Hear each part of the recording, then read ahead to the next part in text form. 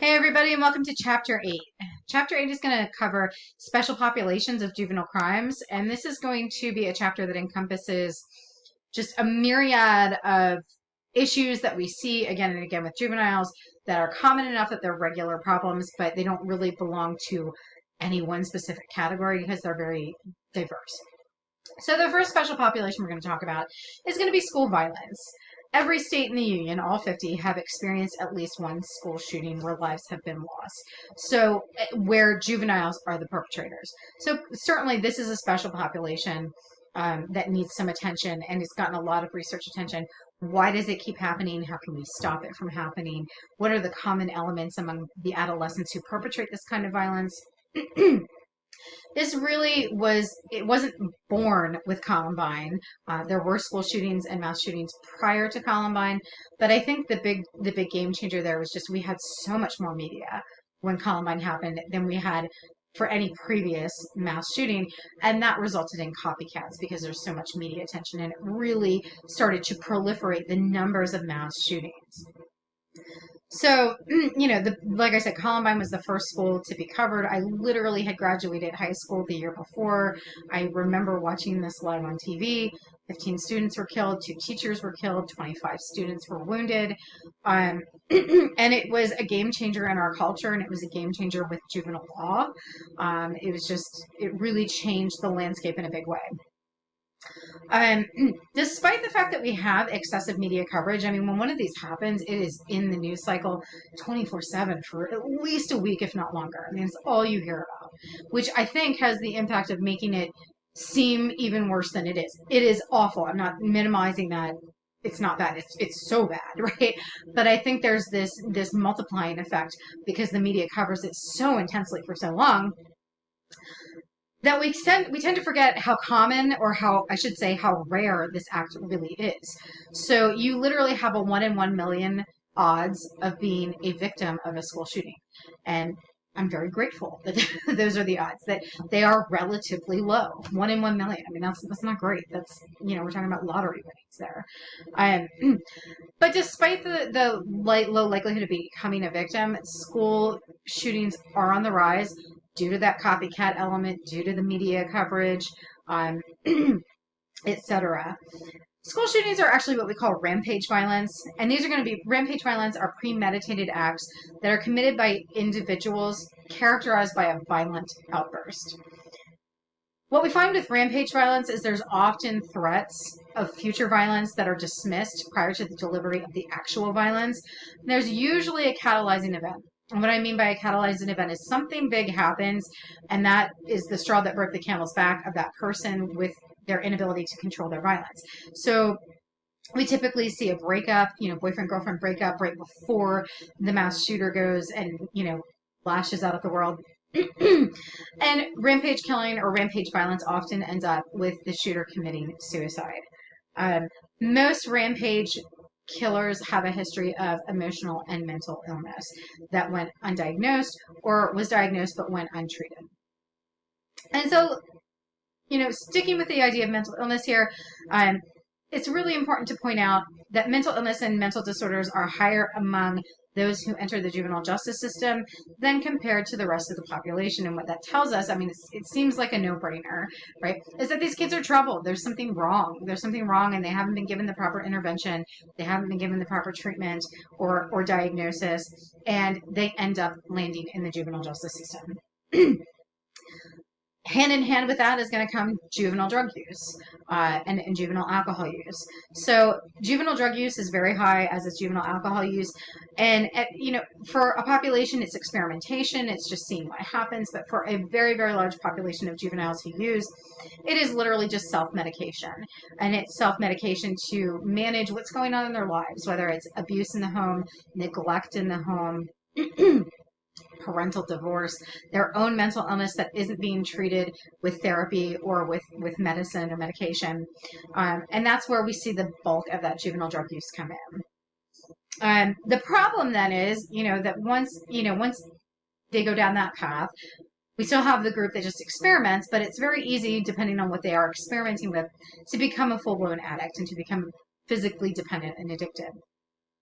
And once that happens, it's very hard. It's very hard for anyone of any age, once they're physically addicted, to break the addiction. And certainly, we've entered a new era with the entrance of fentanyl, and carfentanil and illegal substances. I mean, of course, all the substances are illegal, but they're now adding further illegal substances to illegal drugs. You don't know what's in it. It used to just be heroin. Now it's heroin and maybe fentanyl and maybe carfentanil, or maybe not. Maybe this week, maybe not next. We have no idea. So we are seeing the rate of overdoses and deaths as a result of overdose among juveniles increase as well.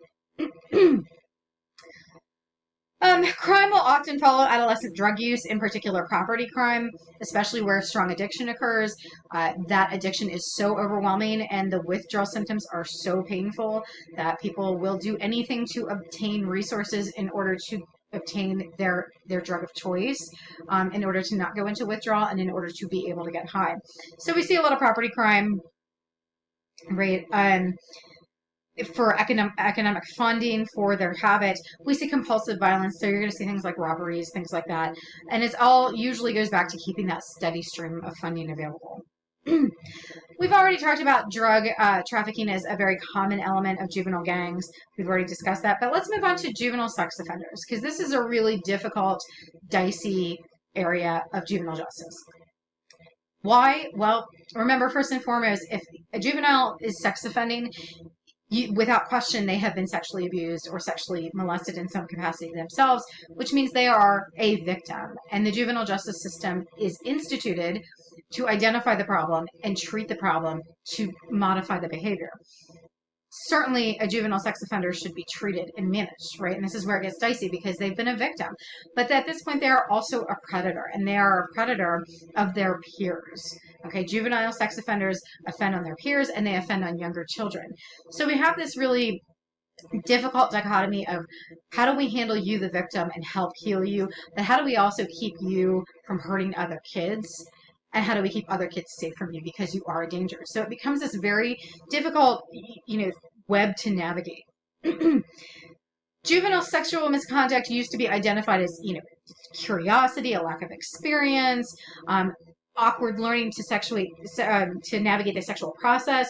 But what we have actually found with research over time is that is not the case, and that sexual aggression in adolescence will morph into sexual aggression and violence and sex crimes as an adult. That it is a precursor to adult criminality. It's not just being young and inexperienced and not knowing what to do, or like miscommunicating and things get a little heated. It's a precursor to a much more, an equally as serious behavior for adults. We also want to talk about the paraphilias, which are sexual compulsions that are usually linked to violence and aggression, sometimes to inanimate objects. They usually start in adolescence. They will persist into adulthood most of the time if they are not recognized and handled. And a lot of the paraphilias and the problem with the paraphilias, obviously these are sexually deviant topics, but most of them are characterized around reoccurrent violent fantasies, sexual arousal at those fantasies, sexual arousal over acts with children, with animals, with inanimate objects, things that involve inflicting humiliation and suffering on non-willing participants. And obviously this is not healthy, this is not safe, it victimizes other children. And if this is what's happening at 12, certainly it will escalate into something much more serious and much more violent as they get older and stronger, if it is not, treated in some capacity. Got to be really careful about how we label childhood or children's sexual offenders, right? Because we don't want to have that label and labeling theory and that self-fulfilling prophecy that you get labeled as a child sexual offender, you get labeled as a rapist at 13. It's going to be a really hard label to shake. And what labeling theory tells us, if you take my criminology class, is if we slap that label on a juvenile, he or she will begin to live up to the label and begin to perpetuate the behavior, which is the opposite of what we want. So we have to be very, very careful about labeling. And the most important thing here is going to be early identification of the problem so that we can interrupt the sexual deviance and the violence before it gets out of hand, and hopefully interrupt that process before adulthood, at which point it becomes chronic. Okay. So what are the risk factors for juveniles who perpetuate sexual violence? There are certain things that we see again and again with kids who are perpetrating sexual violence on their peers and on children younger than them. They tend to have some commonalities in their background, and those commonalities are going to be dysfunctional families, physical, emotional, or sexual abuse, or any combination therein. Um, and interestingly, also the presence of fetal alcohol syndrome. So the presence of fetal alcohol syndrome is going to be biologically rooted. The alcohol and or the drug use during pregnancy is going to interrupt fetal development, which is going to make it incomplete and or dysfunctional. So we're really getting back to a biologically oriented issue there when we're talking about fetal alcohol syndrome. So this brings us back to that question: how do we handle juvenile sexual offenders? What do we do with them? They're victims and they're predators. It's a huge conflict. It's a huge problem. What's the plan of action? I hate to tell you, we don't really have a good response. We really don't. We don't have a magic answer. We don't have a different, juvenile specific method. These tend to be your kids who are going to go into secure detention, and we use incapacitation and we put them in a place where they can't hurt other people. It keeps them from hurting other peers and smaller children. It doesn't stop them from becoming adult offenders at some point. It doesn't treat the problem, which, if we all think back to the origins of the juvenile justice system, is the entire point. We are supposed to diagnose and treat it. Maybe it's that we can't. Maybe we don't have any way to successfully stop this problem yet at any age. But we haven't really found anything for juveniles specifically that works. So we tend to just remove them from the environment. Let's shift gears and talk about juveniles and cybercrime, because this is a whole new category of crime that was born with the internet era. It simply didn't exist before the internet existed. And it's the amazing thing about this is that if you are technologically literate and you are computer savvy and you are a juvenile, you have access to all sorts of crime that exists on the internet that you would never have access to in the physical realm, in the physical world. So let's talk about hackers. Sometimes they're referred to as crackers. I don't really care for that. I prefer hacker. I've never heard anybody say cracker, but they can be referred to that. Those are slang terms used to describe the juvenile subculture who attacks secure systems or internet sites. And that is what hacking is. It's literally just having the know-how to break into systems that have security, be it, it could be your high school's grading system, or it could be a company and breaking in and removing currency. Or it could be, there have been juveniles, and we're going to talk about one shortly here, who will try to hack into United States government websites and databases just as a challenge. And that's going to bring us to Jonathan James, who's, unfortunately, literally the poster child for juvenile hackers and how do we handle them and how we shouldn't handle them. So quick background on Jonathan James, is that he was very intelligent, very talented in this area. Began hacking into serious websites like NASA, the Department of Defense, as an adolescent. And when he was caught, afterwards, he was raided by federal agents. He was put on probation. Someone, while he was on probation, had hacked into something using his name. He did not commit the hack, and the feds came down on him very hard and were going to put him back into detention. He was not able, it was awful. He didn't want to go back to detention, so he killed himself. And that is where we start to question, was this really the best response by law enforcement? What they really needed to do was employ this child, right? He's obviously incredibly skilled. He's obviously beyond his age. Why not, instead of putting him in detention, give him a job and help him to target harden all of the governmental websites that he was able to walk in and out of as an adolescent? But certainly that created an outcry of, wow, this was just a kid. You guys pushed him so far, scared him so terribly with your response that he killed himself. Not okay. We need to respond differently.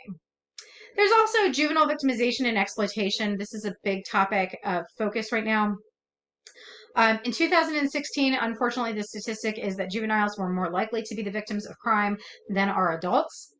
Adults constitute the bulk of offenders against children, so kids are on the receiving end, and the perpetrators are adults, not other kids, most of the time. And this can take a lot of different forms. Neglect, which is going to be failure to give proper care to children. And I know that doesn't sound that serious, but if you ever see any details of an actual neglect case, it's horrendous. It involves, you won't feed them, you won't give them proper hydration, you don't bathe them, they're filthy, they have clothing that doesn't fit, or they don't have clothing, in the winter months. They don't get medical treatment, so if they break an arm, it heals on its own. So neglect is an example. Physical abuse, which is pretty self-explanatory, frequently identified by teachers and coaches, seeing the repeated injuries that are just way more than rough and tumble adolescents playing sports or roughhousing. They become aware of those injuries and they contact Child Protective Services. And then there's also child sexual abuse. About 100,000 cases are reported every year, and you need to remember that sexual assaults and sexual abuse cases are vastly underreported due to the nature of the crime and the embarrassment involved with being a victim. So that 100,000 is in reality, a much larger number. Children under the age of 12 are most likely to be assaulted by children under the age of 18. Children 12 to 17 are most likely to be sexually assaulted by an adult. So how do we usually identify sexual molestation? Because aside from an accusation, it's very difficult to come up with proof, but there is proof. So obviously pregnancy is going to be one of them. If there is a 10-year-old girl and she shows up pregnant, there is no reason she should be showing up pregnant. Someone is abusing her in some capacity. Presence of STDs is another one. There's no reason children should have a presence of STDs. And if they do, an investigation needs to be involved. Behavioral indicators are also indicative of child sexual abuse. So things such as unusual knowledge at a young age, having an extensive amount of knowledge about sexual activities, sexual behavior that is just not age appropriate, but they know about it in detail. Sexual activities that are deviant, like engaging sexually with toys or other small children or animals. Nightmares, bedwetting, and avoidance of telling a secret that they've been told they can't repeat. Trouble sleeping, things of that nature are all indicative of childhood sexual abuse. Child pornography is a huge problem in the United States and elsewhere. This is going to be the depiction of any child under the age of 18 in a sexual act. The internet has unfortunately allowed this problem to proliferate and spread like wildfire. And it's a global trade, which makes tracking down perpetrators very difficult because your purveyor of child pornography here in the United States might not be physically here in the United States. It's a very difficult issue to combat. We also have a problem with child predators online, and they are going to be adults that target websites that are frequented by adolescents. Common ones are going to be websites about sexuality. Kids are curious, getting into sexuality. They don't have answers. They go looking on the internet, and there's other people we can talk to on here. Other adolescents. They pose as adolescents, but they're actually adults trying to get personal information, trying to get in contact with the individual. Modeling sites is a common one. That every young girl wants to be a model. They go on there, and it's just a place for predators to roam. Dating sites as well. The conversation starts out slowly, and that's what we call the grooming process, where it's just tell me about yourself, what's in we talk, and we become friendly, we become friends, and I earn some trust, and you feel comfortable with me, and then eventually that content will turn into sexual content and requests for personal information and personal engagements, where the desired meeting is going to be an in-person meeting, the desired outcome is going to be an in-person meeting for sex. More adolescents are getting caught in sexual scams online from child predators, unfortunately. There's a lot of predators out there that request nude photos, posing as, they'll show a photo of themselves being a beautiful young girl, contact a 13-year-old boy online, say, show me nude pictures of you, I'll show you nude pictures of me. And when he does provide it, thinking he's giving it to a beautiful girl, they expose themselves as, hey, we're adults, we now have pictures of you naked. If you don't send us money, we're sending this to your school, we're sending this to your parents. And of course, kids panic and often engage in self-harm, including suicide. And it's a horrible, horrible tragedy.